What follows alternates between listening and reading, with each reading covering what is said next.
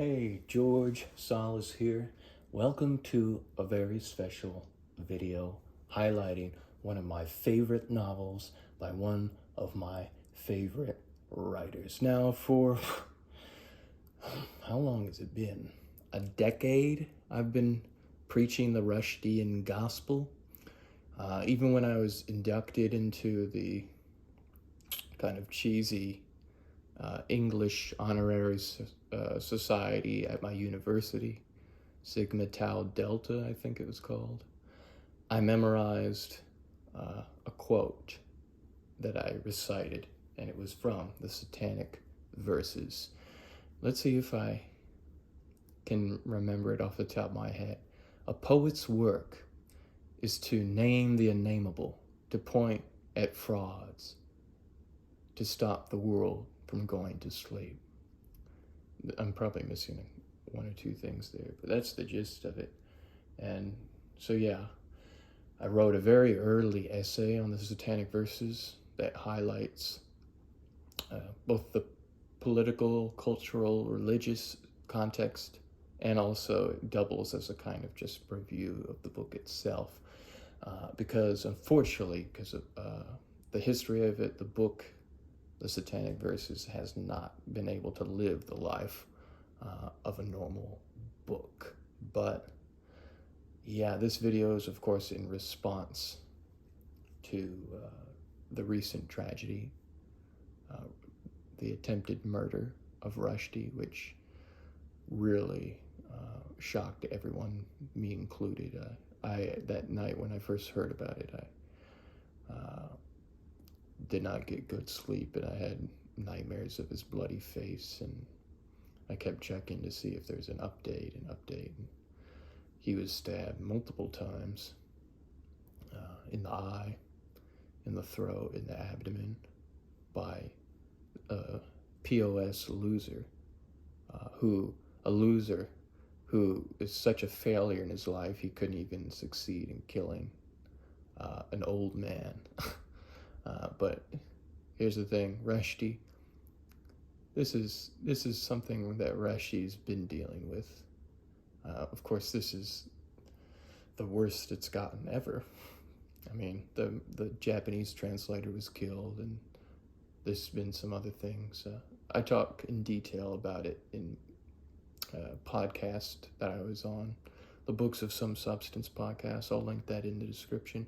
And I'll link my essay as well, even though it's an early essay, so it's not something I'm exceptionally proud of, but I think it gets the point across as far as the important context of the book, because the book kind of acts as an icon within the war against culture. The book stands for culture. It stands for freedom of speech, just like Rushdie stands for. He won't be silenced. Even if he were killed, he wouldn't be silenced, because even now more and more people are interested in his works. He's already won the Booker Prize. He's won the Booker of the Booker Prize. And now the Satanic verses is back on the bestseller list, where it really, truly belongs. So this is my collection of the Satanic verses. These are all copies of it. This is one that I purchased when I lived briefly in Bulgaria, Sofia, Bulgaria. I love the cover here. You have the importance of the butterflies, and but it's simple, but I just like it. It's nice and compact. This is a UK edition, and this is the one I keep on my desk alongside a similarly sized paperback of Infinite Jest, and if I need a little bit of inspiration when I'm working, I'll pick this up and I'll flip through it, and the same with the Jest. But this is just one. Then I have the hardcover, which has a very grand cover art.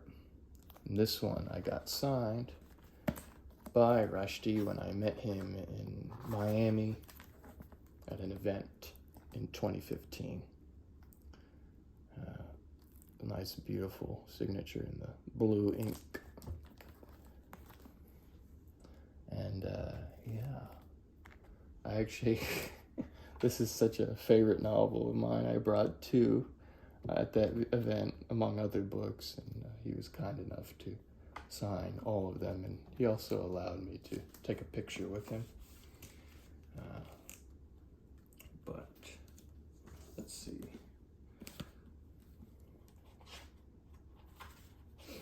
Yep, here's the signature again, blue ink. Maybe one day I would, I don't know, sell this or trade it for something, but I don't really want to part with my collection right now, or at any time, really. We'll see. But this is something I obtained recently, and it's a wonderful find at a bookstore, because this is the UK edition, and if you can compare the cover arts, it has the same illustration. This is from a myth, can't remember which one, but the blue, it's hard to pick a favorite, but this blue is really iconic. It almost is like I don't want to say it's like the blue of the ELC's first edition, but they're both iconic blues, is what I'm trying to say. But let's see here. It should say in the copyright page something about that illustration now. I guess not, unless it's on the flap. So, yeah, look at this.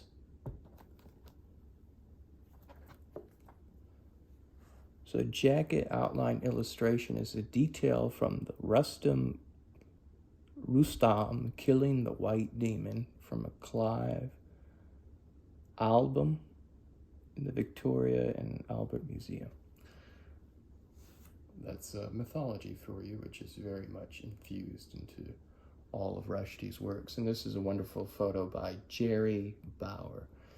She has taken photos of every significant writer of the 20th century. I always saw and see her name pop up for these striking black and white author photos. And yet when she passed, there's like no recognition of her at all. I did some searching and I found one blog post that was said as much, that she didn't get the recognition she deserved.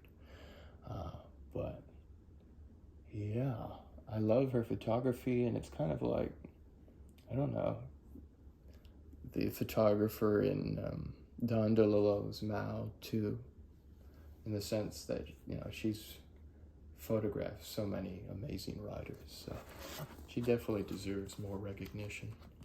Let's see what the photo, we just have the photo on the back here. There's no credit, so I don't know who did this one, but this is a great photo too. You have his signature look that his friend Martin Amis described as a falcon looking through a pair of Venetian blinds to just really exaggerate the hooded look of his eyes. He actually had to get an eye operation to fix the droopiness. Yeah. Let's see here.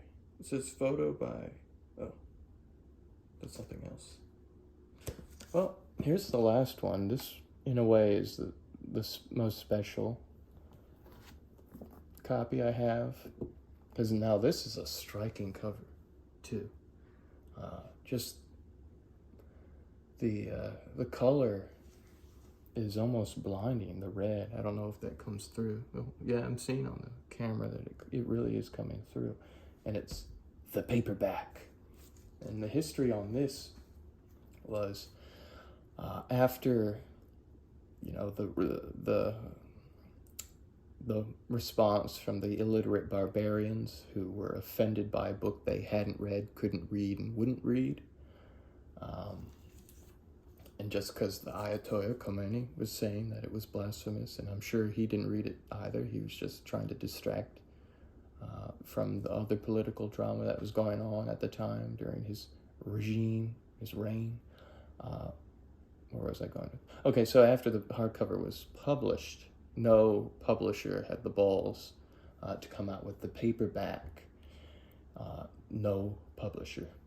So what Rushdie had to do was he basically funded it himself, or through a consortium of allies who came together and brought out the paperback for people to read. Lovers of literature, art, culture, not the illiterate morons and then the people who would defend charges of blasphemy in a world of or in a country where there should be free speech. But yeah, I won't go too much into that, but not here at least. But this blurb from Angela Carter. He admired her, and I really think, they're kind of kindred spirits, their books. She says, Satanic Verses is an exhilarating, populous, loquacious, sometimes hilarious, extraordinary novel, a roller coaster ride over a vast landscape of the imagination. And I can vouch for that, absolutely. This is as close to a perfect novel as it comes for literature. Rushdie takes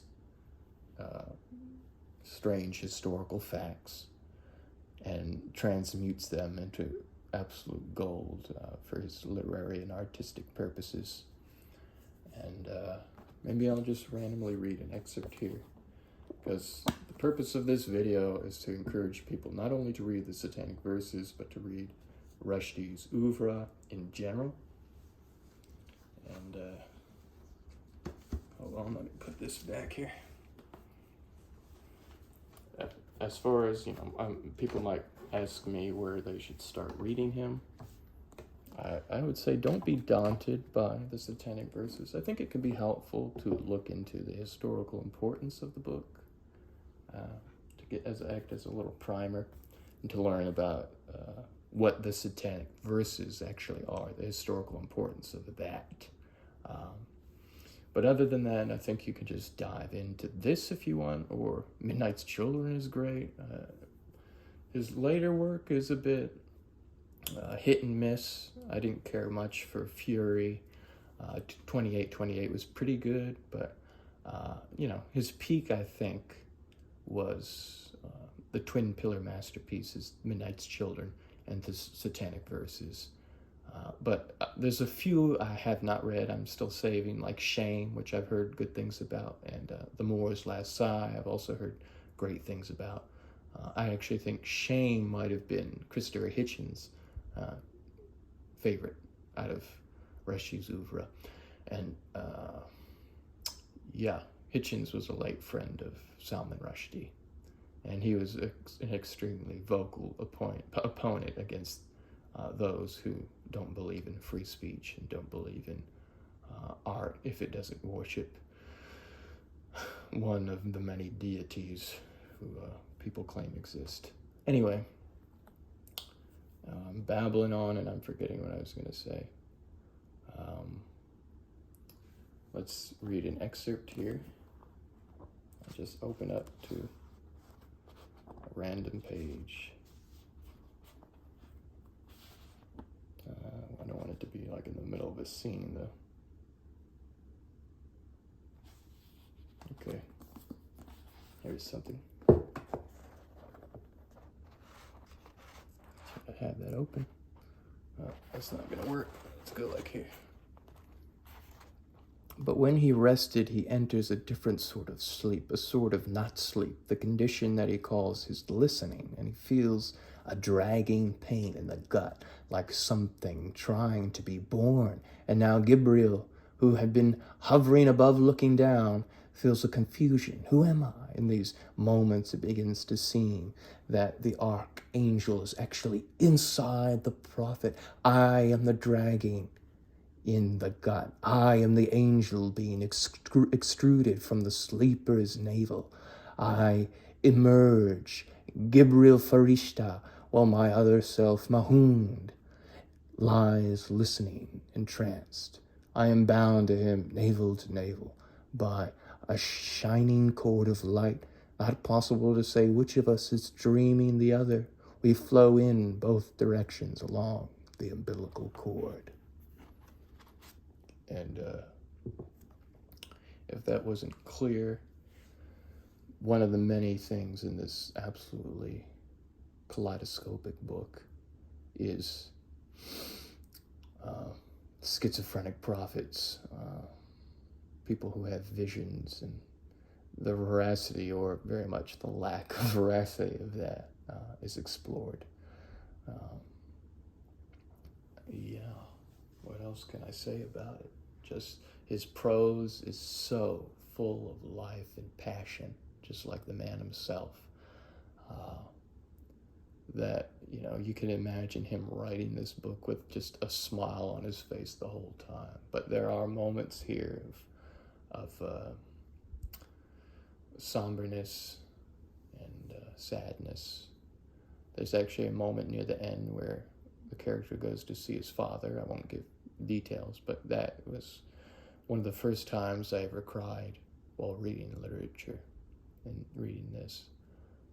So it hits both notes, the humor and the tragedy, which I think is something I look for in literature in general, because I don't care for monophonic books. I mean, it really depends, but more often than not, I crave polyphony. But yeah, this is the Satanic Verses, a must read. Give it a try, and #read Rushdie.